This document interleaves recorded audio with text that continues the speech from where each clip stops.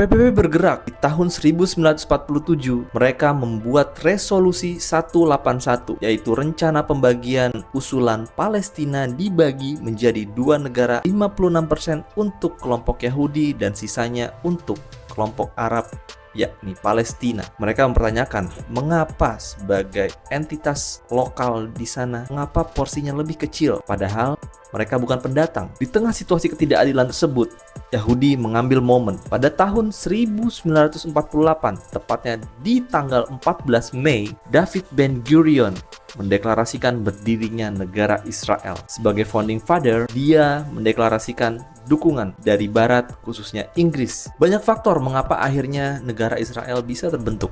Selain karena banyaknya faksi di Arab yang tidak satu komando untuk memerdekakan Palestina, dukungan dari Barat melalui deklarasi Balfour juga menambah kuat hadirnya kemerdekaan negara Israel. Selain itu, komando mereka juga tegak lurus. Logistik mereka juga kuat, termasuk dalam sistem pertahanan militernya. Berbeda dengan kelompok Arab yang masih terka gelombang pendatang baru.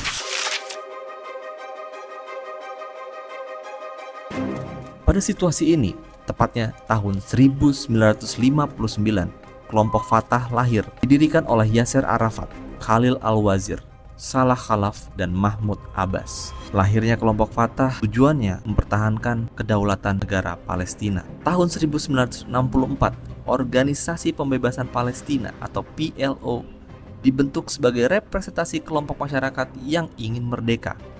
Fatah menjadi kekuatan utamanya di tahun 1967.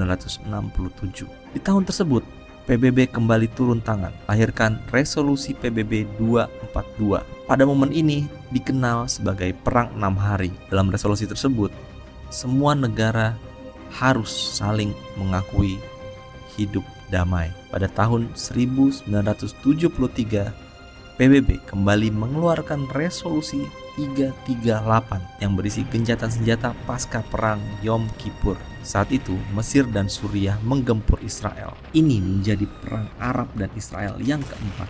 Penyebabnya, Mesir dan Suriah ingin kembali mengambil alih semenanjung Sinai dan dataran tinggi Golan yang diduduki Israel saat perang 6 hari. Serangan diluncurkan saat umat Yahudi merayakan Yom Kippur atau hari penebusan dosa. Namun konflik ini berakhir dengan gencatan senjata.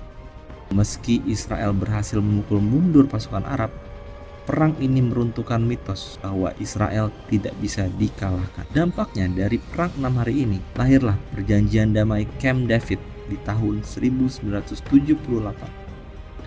antara Mesir dan Israel yang menyebabkan krisis minyak global karena embargo negara-negara Arab. Pada tahun 1987, Hamas lahir. Hamas atau Harakat Al-Muqawwah Al-Islamiyah berdiri pada 14 Desember 1987 oleh Sheikh Ahmad Yassin di Gaza, bertepatan dengan dimulainya Intifada pertama melawan pendudukan Israel. Berakar dari Ikhwanul Muslimin Palestina, organisasi Hamas dibentuk sebagai gerakan nasionalis agamis untuk melawan Israel melalui perlawanan bersenjata. Hamas adalah gerakan akar rumput yang berkembang menjadi kekuatan politik.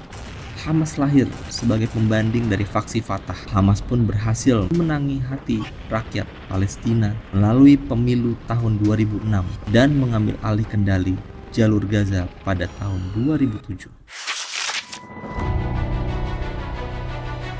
Sejatinya Palestina dan Israel pernah hampir berdamai di tahun 1993 melalui perjanjian Oslo yang ditandatangani pada 13 September di Washington DC oleh Israel dan PLO atau Organisasi Pembebasan Palestina. Dalam perjanjian ini dimulai pemerintahan tersendiri yang membatasi Palestina di wilayah tepi barat dan Gaza. Rencananya hal itu akan dilakukan selama 5 tahun. Dalam perjanjian Oslo di tahun 1993 muncul sejumlah poin. PLO mengakui hak eksistensi negara Israel dan sebaliknya Israel juga mengakui PLO sebagai perwakilan sah rakyat Palestina. Dari sinilah Palestina Authority lahir untuk memerintah wilayah Gaza dan sebagian tepi barat. Dalam perjanjian juga disepakati penarikan pasukan Israel dari wilayah-wilayah di tepi barat dan Gaza. Perjanjian ini membuka negosiasi lebih lanjut. Pada tahun 1995, perjanjian Oslo kedua dilakukan yang memuat kerangka pemerintahan sementara Palestina. West Bank atau tepi barat dibagi menjadi 3 area. Tapi kebijakan dari poin tersebut sejatinya hanya menunda isu inti memerdekakan Palestina, sebab setelah perjanjian itu ada, konflik tetap berlanjut.